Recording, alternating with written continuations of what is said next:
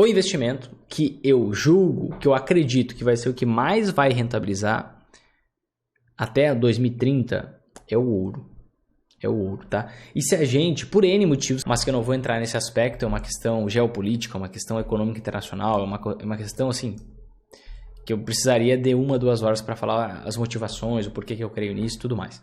Não é o momento agora, tá?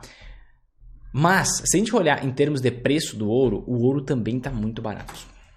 O ouro também está muito barato. Olha só. Ó, o que você está vendo aqui? O preço do ouro com o passar do tempo, tá? E quando a gente olha aqui, o ouro ele também, assim como o dólar era fixado até 1971, ó, daqui a pouquinho eu falo sobre isso. Mas, quando a gente olha aqui esse gráfico, a gente vê que o ouro ele teve 3 picos. Um aqui na década de 80, um aqui mais ou menos ali em 2011 e outro agora está num momento de pico nominal. Não real, é aqui que a gente vai conversar. Se eu for olhar um momento muito parecido na história com o que a gente está vivendo agora, é esse momento aqui, ó. Década de 70, década de 80. Por que esse momento é muito parecido? Porque aqui a gente teve um choque do petróleo nessa década aqui, ó. O segundo choque do petróleo aconteceu ali em 1979. E a gente está vivendo exatamente isso. Na verdade, o grande motivador, o grande gatilho de toda essa inflação que a gente está vendo no mundo foi um choque energético que a gente teve por conta da pandemia. E isso não está sendo resolvido, assim como não foi resolvido rapidamente na época. E por isso que o ouro valorizou tanto pra caramba ali nesse período. Mas o que acontece? Qual que era a cotação? Qual que era o preço da onça? Aqui você está vendo o quê? A medida oficial do ouro, do peso, não é gramas, é onça, tá? E aqui você está vendo em dólar, então, ó, quantos dólares valia a onça de ouro? E você está vendo aqui que o ouro, ele chegou aqui em 675 dólares, lá em 1980. Então, o que eu vou fazer? Vou pegar aqui, nesse caso, a calculadora da inflação em dólar, 675 dólares, certo? De outubro, era outubro? Dezembro. Deixa eu pegar aqui. Ó, na verdade é mais, né? 680 dólares em... Ó, janeiro de 1980. Vamos lá. Janeiro 1980, 680 dólares. E vamos mandar calcular. Vamos ver quanto que o ouro, ou melhor, a onça do ouro deveria valer em dólar em dezembro de 2022 para ter o mesmo preço que é o equivalente à onça de ouro lá na década de 80. Então, vou mandar calcular. 2.600 aproximadamente dólares. O que isso significa? Que hoje o ouro deveria estar cotado a 2.600 dólares aproximadamente para ter o mesmo impacto na economia que teve num momento muito parecido da economia lá na década de 80, certo? Que é o equivalente, corrigido pela inflação, a esses 680, 688 que a gente está vendo aqui. Então a gente tem uma pernada de alta de valorização possível ainda, simplesmente para voltar a valer o que já valeu um dia. Sendo que pode ir muito além por conta das condições econômicas e tudo mais. Mas você vê que só pelo preço você já vê uma grande distorção que existe, tá? Uma grande distorção que existe. E uma grande oportunidade. E talvez você tenha lido um livro e muita gente às vezes fala comigo, poxa, leu esse livro e acho que está abalando. Porque tem um best-seller que faz um desserviço, tá? Preciso falar isso, um desserviço para o mundo dos investimentos, quando ele fala uma constatação. Ele tem muita coisa boa nesse livro, tá? O livro é Investindo em Ações para o Longo Prazo, do Jeremy Siegel. E nesse livro ele faz um comparativo de diversos investimentos diferentes, de 1802 até 2012, que foi a data de publicação do livro. E ele é bom em vários aspectos sobre investimento em ações e tudo mais, mas nesse aspecto aqui ele comete um erro gigantesco, que é na análise do ouro. Tem muita gente... O que mostra esse gráfico? Ó? Basicamente, ele mostra o seguinte, a comparação de quanto rendeu em média, o retorno anualizado, de várias classes de ativos. Tá? Então, ações americanas, qual foi o retorno médio? 6,6% ao ano. Bonds e bills, que são títulos americanos, títulos públicos, 3,6%, 2,7%. Ouro, 0,7% ao ano. E você pensa, caraca, eu não quero investir em ouro, que eu quero 0,7% ao ano. Você tá de sacanagem com a minha cara, Vinícius? E aqui o dólar aparece negativo porque é o dólar para o americano. Então, sempre vai ser negativo a sua moeda para o seu próprio país, né? Porque os preços sobem com o passar do tempo, então o dinheiro compra menos coisas, então tem uma desvalorização, tá? Isso aqui você pode ignorar essa questão do dólar negativo, porque isso é para o americano, não é para gente, tá? Mas essa questão do ouro, o que acontece? Poxa, 0,7% ao ano em médio e longo prazo, aqui rende pouco. O que eu quero 0,7% ao ano? Você tá maluco? O que acontece?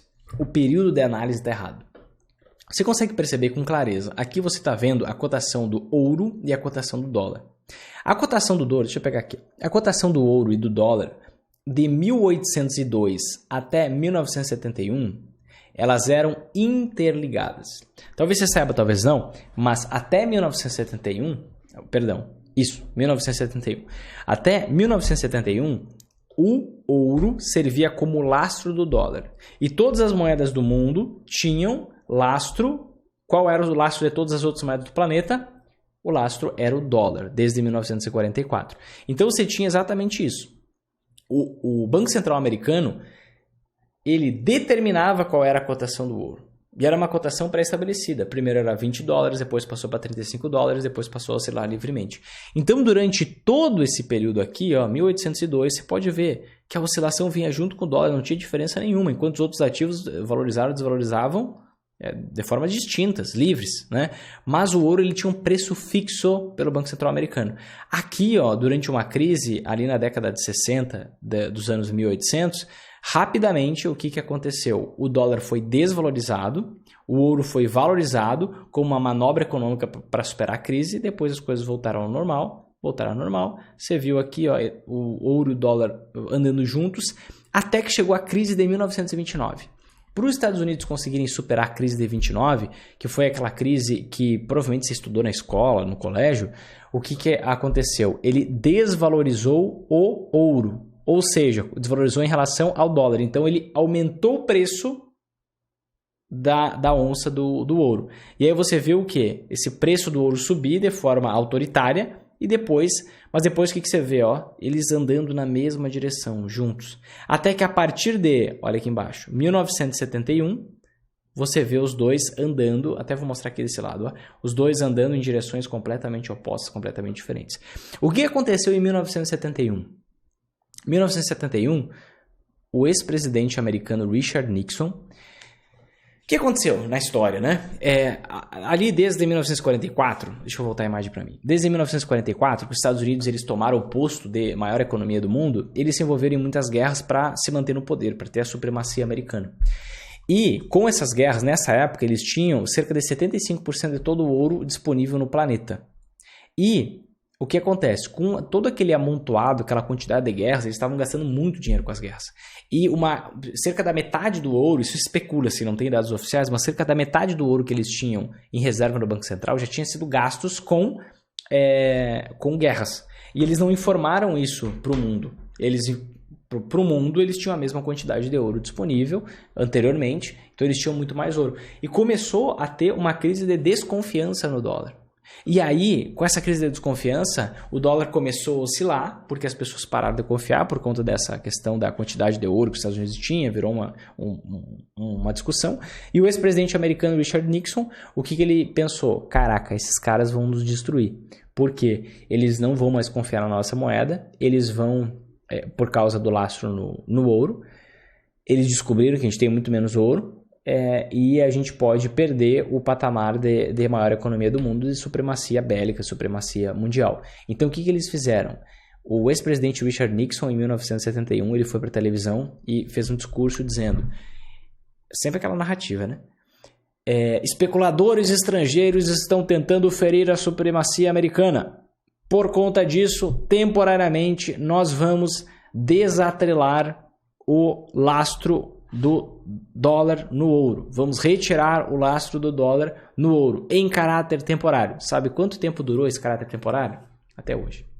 Então são 51 anos e alguma coisa, vai fechar 52 anos esse ano, que temporariamente nenhuma moeda do mundo mais tem lastro. Antigamente existia lastro do dólar no ouro e do resto das moedas no dólar, hoje não tem mais lastro. Então, na verdade, nós temos moedas digitais há muito tempo e a gente não sabe. Tá? E aí o que acontece? Até 1971, o ouro ele servia como moeda, ele era o lastro da moeda mundial. A partir de 71, o ouro deixou de ser moeda, ele deixou de ser lastro mundial, então ele passou a ser tratado como metal precioso. Ou seja, eu não posso fazer uma análise do ouro até 1971 e passar até hoje e achar que é a mesma coisa. Por quê? Ele tinha o preço fixo, poxa.